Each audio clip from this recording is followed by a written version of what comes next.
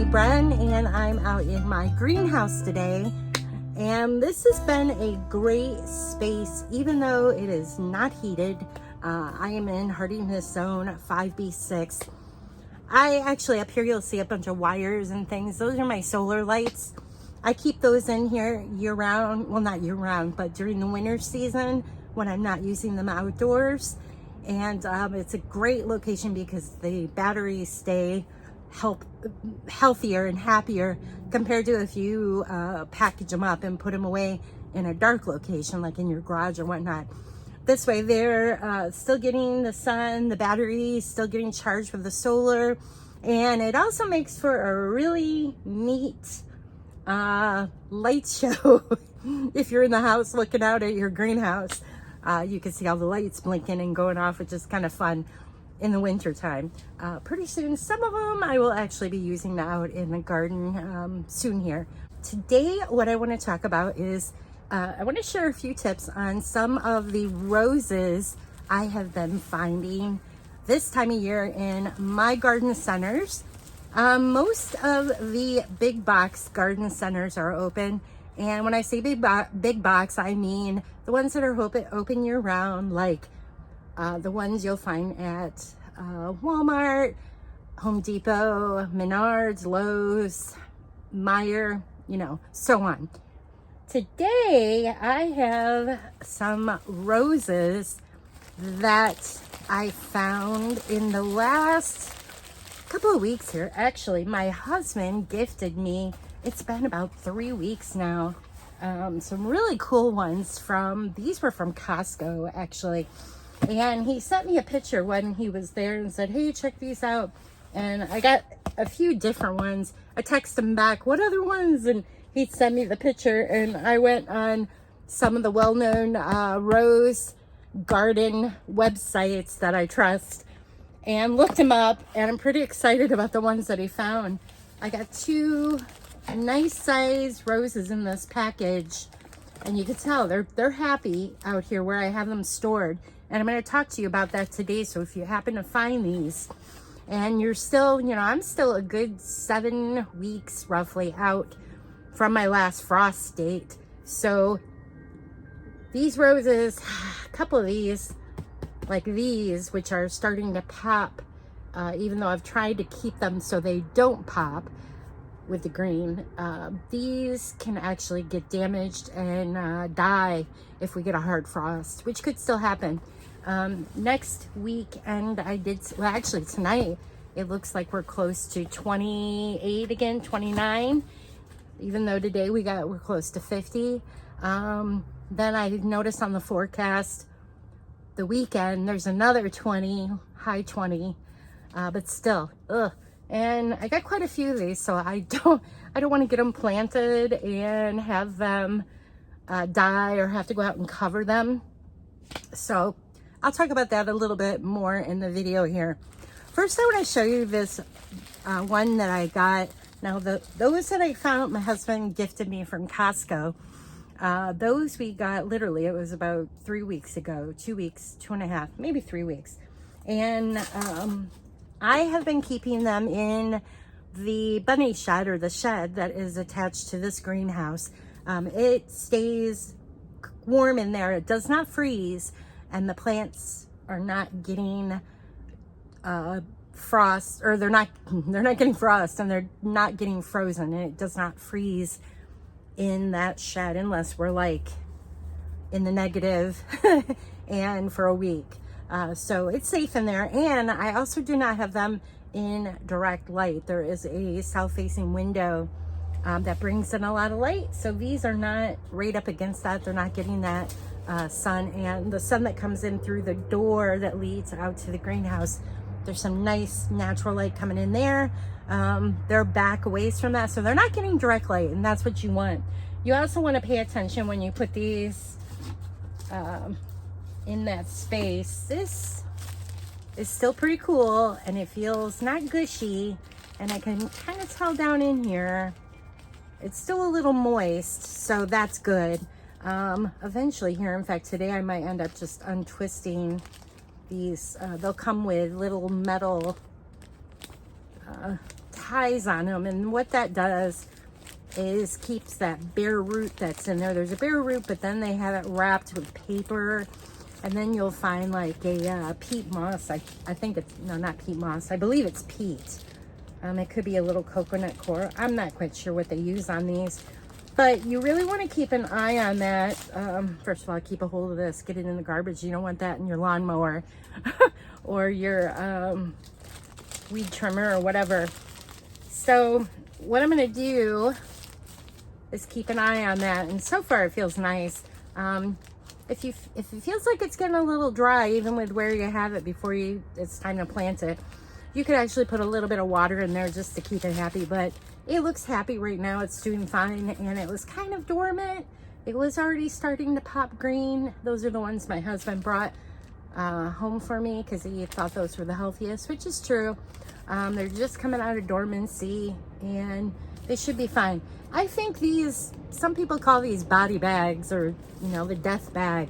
I've heard some gardeners I know, or rose gardeners I know, but honestly, it's a cheap way to get roses, and if you want to tinker with them and kind of, you know, I think they're fun. That's all I have to say, besides the fact that I have had really great success and have found some really awesome roses in that section, which most of the big box stores right now have those out. I saw them the other day at,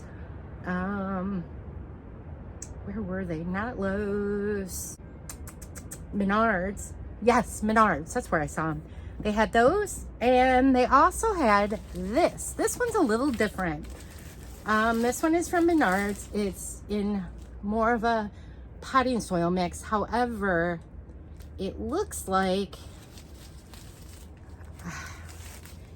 how do I say it? I believe this is still dormant because it was kept out in the cold, same conditions I'm providing in the shed here. And I'm going to just kind of keep an eye on it. There were only 2 of them, and actually it's a funny story. These were up on a shelf back in the garden center area. Oh, I already took the tag out. Anyways, this is, I'll show you the tag here. It is the Queen Elizabeth Climbing Rose. And what I always do, I have my phone with me, and I Googled or searched on the web for Queen Elizabeth Climber. I'd never heard of that one before. And great reviews. It looked awesome. And so while I was looking it up, this was sitting in front of me pretty much on the shelf still. I had my cart over here to the side of me, and a gentleman came over and he picked it up. And then the minute he picked it up, I'm seeing 4-star, 4.5, 4.8 star review, almost 5, not quite, but still, I'm like, and he had it in his hand, and I noticed I didn't see any more. This was like the only one left of that one. So I was kind of like, oh no. And normally I would talk to the person next to me, but I didn't want to tell him that it's an awesome rose. So I know that's selfish, right? Well, anyhow, he set it back down, and I waited till he kind of walked away. Then I put it right in my cart and brought her home. So I feel kind of bad because I'm usually chatty Cathy when I see other people looking at things like roses like this. Unfortunately, as I got looking through the pack just to see what else they had, because these were cheap. They were, I think it was $10. And then Menards also has an 11% rebate going on right now. So it brings it down to what, 9 something. So that was exciting, and I'm glad I got it. Moral of the story, if you see something like this, you might want to go ahead and put it in your cart while you're searching. But hey, anyhow, this one, because it does look like the way it looks here, how do you tell it's alive is what I'm thinking. I'm not sure if it is, but I see green on the main stalks here that are coming out of the base. I'm a little worried about how there's so many different roots here, or the main stems. Like, I'm not sure how this one is grafted, and that could potentially make this not be the queen. It could be, if it's hybridized, it could be the other rose that is grafted to it. And now we're getting way over my head with the science of these things. But I've had that happen where I planted a rose, especially like a hybrid, and it was too low or something, or the main part that was the actual that variety dies off, and another portion of the rose continues to grow, and then it ends up being whatever they hybridized it with, whatever got grafted with it. Nevertheless, it was cheap. I'm excited. It's a climber. Now this one is, they say, only gets, I think I saw somewhere 7 to 10 feet.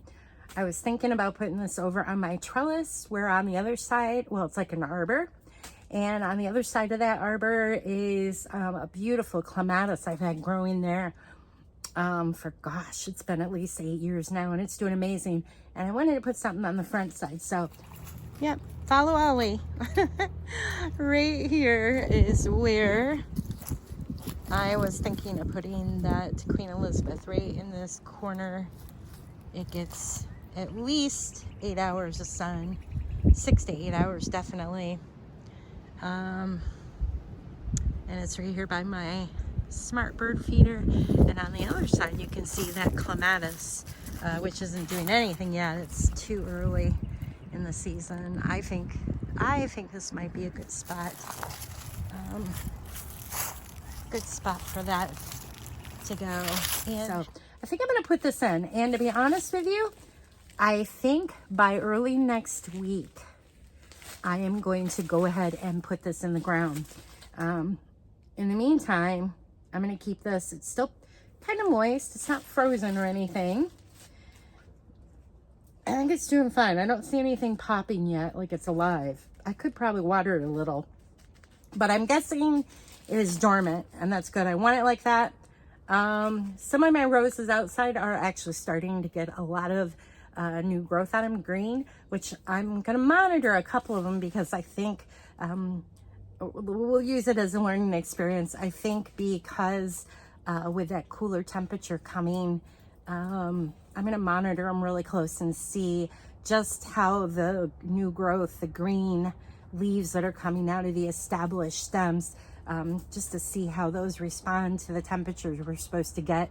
And just for my own record, and just so I know how those different varieties handle that cold, unless I get ambitious and go ahead and plant it, and then if it gets really cold, I could always cover it with a blanket or something, or a piece of plastic or something, a frost cloth, just to keep it safe. I could do that. So there's some tips there. You know, picking up these roses are a great way to learn about rose gardening. If you get some of these roses, like some of these are, well, all the boxed ones that I got, and including Queen Elizabeth, are not a shrub. There's a difference between shrub roses and there's tea roses, there's heirloom roses. Most of the shrub roses do not have scents. In fact, most of them, I think you find, they won't have a fragrance to them. They've been bred to withstand different things like weather like this to some degree. They can withstand lots of different diseases and pests and things a little bit. I hardly ever have any issues, like say a shrub rose would be a knockout, the knockout roses, and I've got a couple of different ones of those varieties. And so if it says a rose bush shrub, it's usually no fail. Those grow with hardly any issues. If anything, you may want to prune them just to keep them happy and under control. Now these, when you get these are a different class of rose gardening. These will actually have a scent to them. You also want to keep an eye on them and watch for things like, the biggest thing I get in my area is it's a black spot, which is caused by various reasons. Mostly you need to prune them so you get some good air circulation. You also want to keep, it's a little more maintenance, let's just say that. And these roses, and are not shrub roses, are the Japanese beetle love them, and so do aphids and things like that. So a lot of times you will have to treat them. You could do organic treatments, or just go ahead and do a man-made chemical, depending on how you want to garden.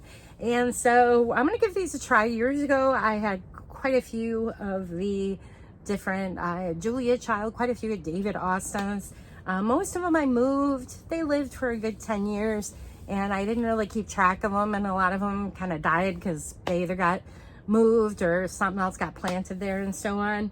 And so there you have it. I'm going to share pictures of the different varieties I got. I've got 2 of each of the ones that we got at Costco. Great deal. I think they were 2 for $15. The really cool thing about most of these places, even the big box stores, if you buy these and they don't perform like you want, or you're not happy with them, at least my Costco, I know I can return them. I've never had to do that with a plant, I don't think. No, actually, I've never returned a plant from Costco. We've got quite a few. Oh, I take that back. Quite a few years back, it was about, I don't know, 2018 or so, I bought a pack of perennial bare root, and I almost think somebody else might have returned them because I got them kind of late in the season and they were a little dry in the package, and I actually brought them right back because there's no way they would survive, and they had no problem. You can exchange them or whatever, so that's kind of cool. Another thing to keep in mind if you're curious about roses, this is like a great way to dip your toe in the lake or the pool and see if it's something you might enjoy doing. And I'll share my adventure, my current adventure with you with this. I'm really excited. I think I know where I'm gonna put these. The other ones, the climber I already set on the trellis. These other ones, I've got, oh gosh, I've got 10 of them because there's 2 of each in there.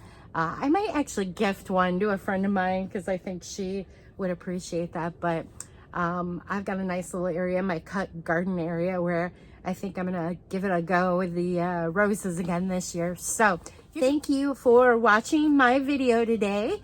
And of course, you can follow my adventure on my website at brenhaus.com. Be sure to click over there to see photos and videos and whatnot. And thanks again. If you have questions, leave it here.